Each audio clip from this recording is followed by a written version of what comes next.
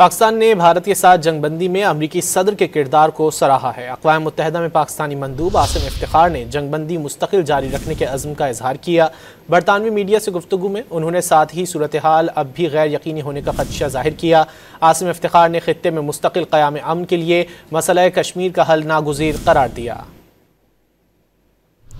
That President Trump was very closely engaged, the US was engaged.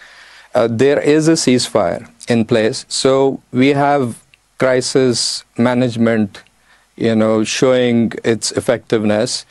But I believe that we have to move beyond this because we have seen a recurrence of this on many occasions in the past.